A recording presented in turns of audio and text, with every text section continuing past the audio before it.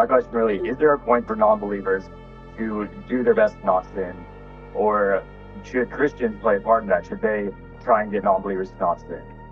Okay, fascinating question. A university student looks Cliffe dead in the eyes and says, "Date rape is justified by biology." What follows is one of the most intense open debates ever caught on camera. The student presses Cliffe with questions that most people are afraid to even ask. Does morality actually exist without God? Should Christians impose their beliefs on non-believers? And is Jesus Christ truly more credible than any other moral standard? Cliffe pushes back hard, arguing that without God, morality collapses into pure chemistry, and no one can honestly live that out. The student refused to back down, probing deeper into faith, doubt, free will, and the nature of human value. The real question being asked here will leave you rethinking everything you thought you knew. Hi, Cliff. I have a question about whether or not there's a point for non-believers to follow Christian rules. So there are Christians, in my understanding is that there's nothing that they can do to atone for their own sins. There's no amount of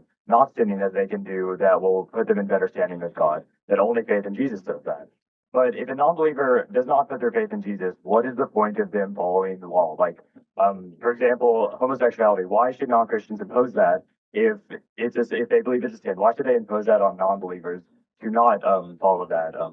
Because would it not matter at all if they did or didn't? They did not have faith in Christ, so they would end up going to hell, regardless of whether or not they sin.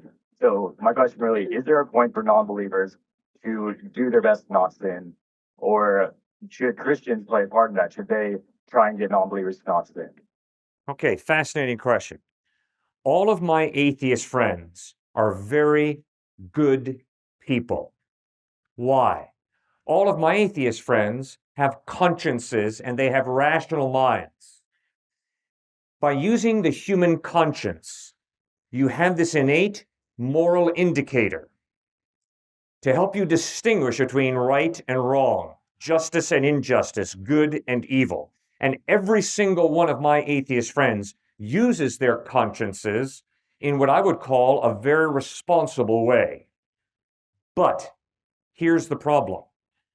My atheist friends who exercise their consciences in very responsible ways have to acknowledge that if they were to choose the opposite behavior of whatever they chose, it would be equally valid.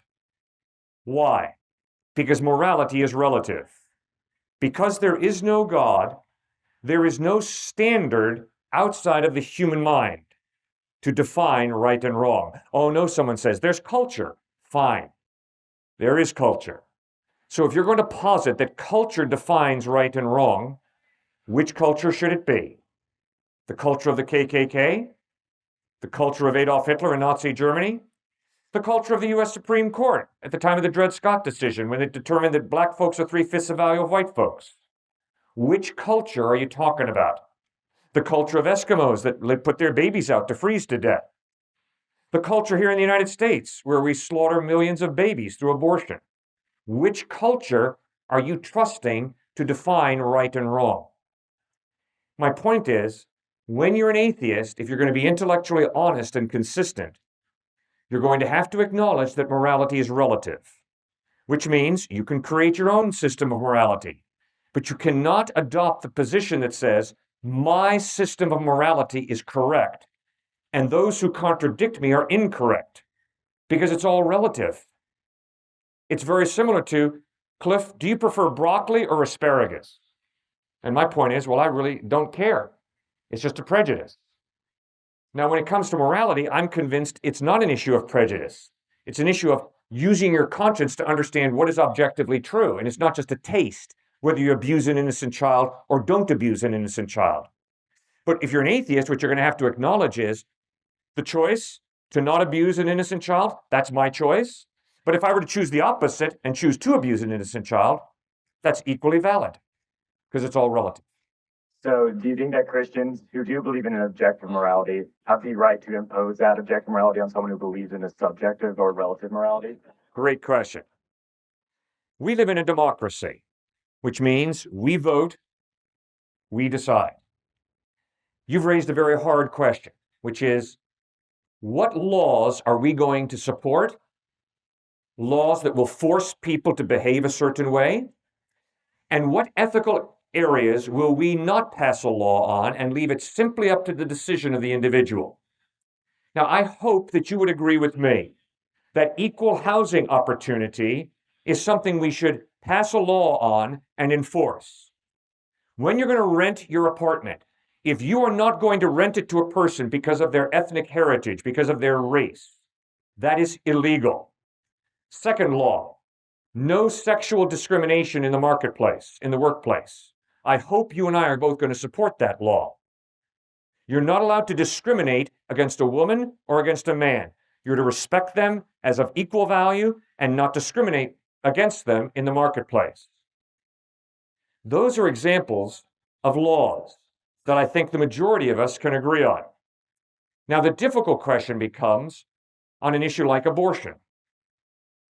Are we going to pass a law that says abortion is allowable, or are we going to pass a law that says abortion is not allowable? If abortion is simply removing excess skin from a woman's body, no, we're not going to pass a law against removing excess skin. I remove excess skin from my body. We all do every week. We cut our fingernails and toenails. We cut our hair. We're not going to pass a law that says you're not allowed to remove excess skin from your body. But if that little life in a woman's womb is a human life, not an alligator, not a pig, not a chicken, if it's a human life, then I would understand why an atheist and a theist, a Christian, would seek to pass a law that would stand against terminating a human life. Does that make any sense?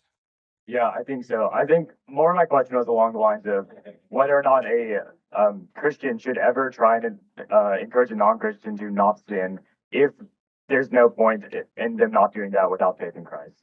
So should a Christian ever tell a non-Christian to not go drink or to not have homosexual relationships if they don't have faith in Christ at all? Because would there be a point to that? And if so, why do Christians do that in government? Like, why do they impose their laws on non-Christians if there's no point in terms of sin? Okay, my atheist friends will support laws against sexual discrimination. My atheist friends will support laws against racism because they have consciences and rational minds that inform them that sexual discrimination and racism are absolutely wrong. Therefore, they will get behind laws along with me to outlaw sexual discrimination and racism. Isn't that only because their subjective point of view agrees with your objective point of view? Correct. But in terms of where y'all disagree, where their subjective point of view disagrees with your objective point of view, why is it that your beliefs should impose upon theirs if your belief says that it does not matter what they do because they do not have faith in Christ. Therefore, they are sinners and nothing more. Oh, no. There is no atheist who's just a sinner and nothing more. Atheists are valuable human beings because they're created in the image of God, from my faith perspective.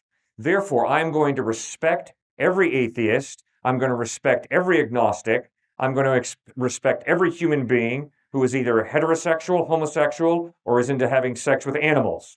I still respect a human being, even though I disagree with them. Why do I respect them? Because I'm convinced that human value is not based on lifestyle. Human value comes from the fact that God created you in his image and God don't make junk. So therefore, I'm going to respect every single human being. I have no option as a follower of Christ.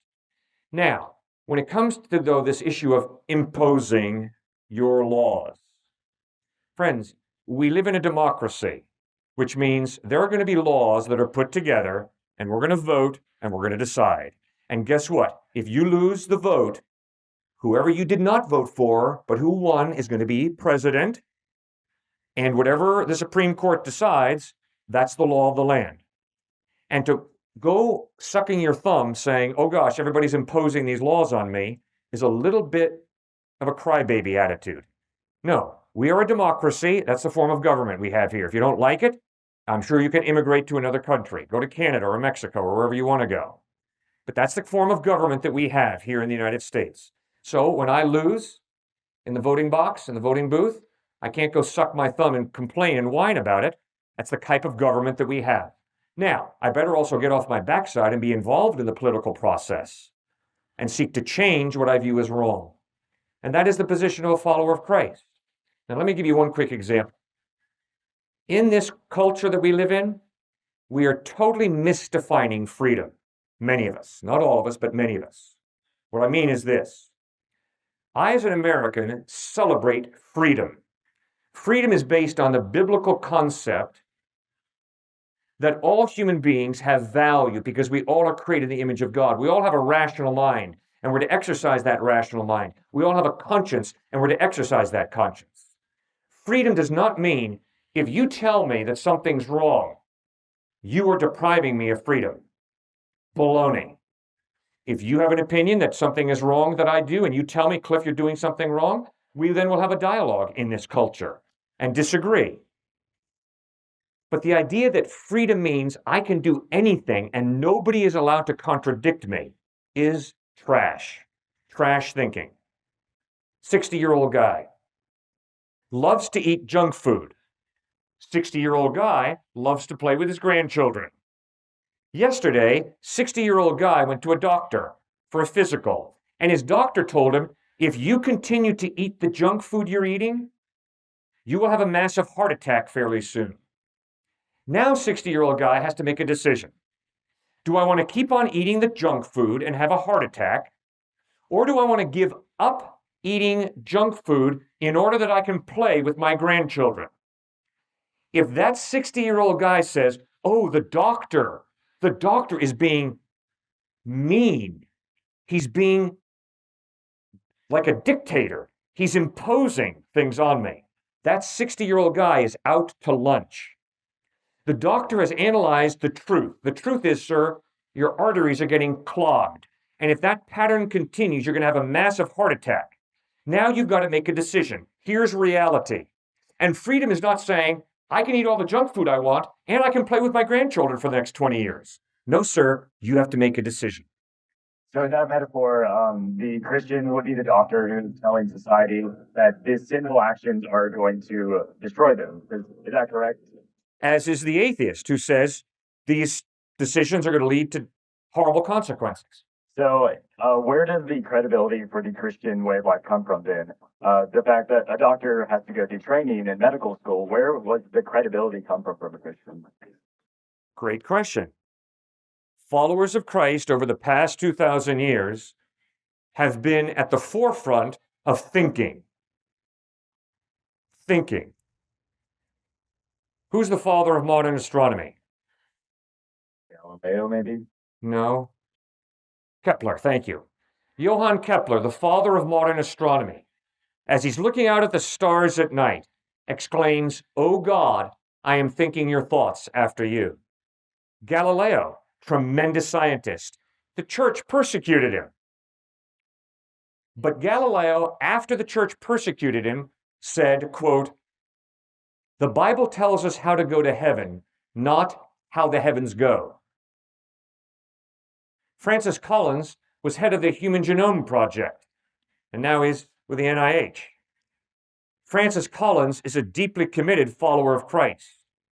And in the 1600s, when Harvard College was started, the trustees of Harvard College wrote, quote, "Let every student be plainly instructed and earnestly pressed to consider well that the main end of his life is to know God and Jesus Christ, and to put Christ in the bottom as the only foundation of all sound knowledge and learning." Harvard trustees, late 1600s, wrote that. You see, when you begin to understand your rational mind is not simply a highly developed monkey's brain. Instead, your rational mind is a gift from the explosive creator who created the cosmos. You begin to understand I am responsible to think and to work hard through logic and reason using those gifts that God has given me. So you're talking about the credibility that comes from intelligent Christians, but is that really where Christianity gets their credibility? Because atheists are extremely intelligent as well. Other religions have intelligent people, but does the credibility not come from something else besides that? Because if it doesn't, then why is that more credible than another way of life? Well, the credibility of Christianity is based on the credibility of Jesus Christ. And when you read the Gospels of Matthew, Mark, Luke, and John, you will be confronted by the historical evidence that Jesus Christ is credible. What is that evidence? It's the historical evidence of what he taught. When you read the Sermon on the Mount, you are confronted by the teachings of an ethical genius. Don't take it from me. Robert Coles, retired from Harvard as a professor in sociology and psychology, wrote, all the writings on ethics over the past 2,000 years are simply footnotes to the Sermon on the Mount. You read the Sermon on the Mount and you are confronted by ethical genius. Secondly, in the Gospels, you read about how Jesus lived, how he treated people, and it demands respect. It's credible. Thirdly, in the Gospels, you read how he died, nailed to a wooden crossbeam. Instead of cursing his enemies, he prays, Father, forgive them, for they know not what they do. Amazing. Amazing behavior under excruciating pressure. But fourthly, and most importantly, 3 days after he dies, he rises from the dead. And over a period of 40 days, he appears to over 500 people who see him risen from the dead. So the evidence is you can trust Jesus. He is credible. So that is the foundation for faith in Christ, the credibility of Christ.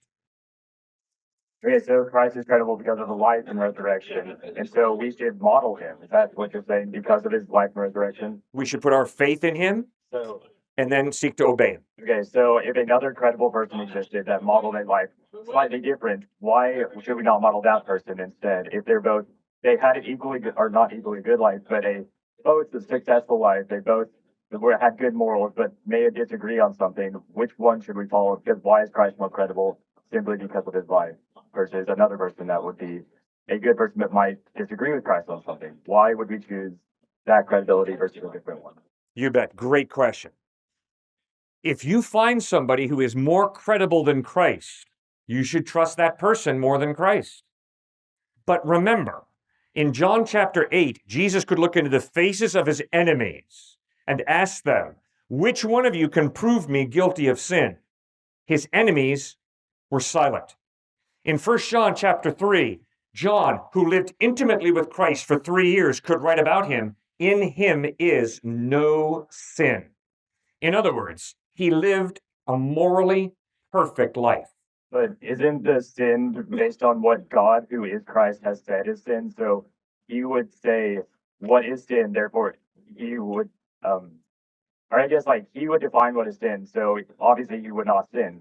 And so how is that different than a person who could claim that this is the standard of what is sin and what is not, and I don't do this? How is that different than what Christ did? Well, in one sense, it's not different. But I would argue, when you read the Sermon on the Mount, if you can't pick up a ring of truth, if there is not something deep within you that responds with, aha, then something's broken inside of you. And you can turn to me and say, no, Cliff, something's broken inside of you. When you read the Sermon on the Mount and say, aha, it shows that you are just blind.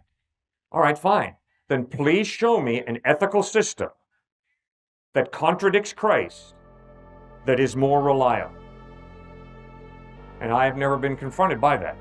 Do unto others as you would have them do unto you is not the teachings of a madman. It has the ring of truth about it. Thank you. Thank you, sir, for raising all those excellent issues. Greatly appreciated.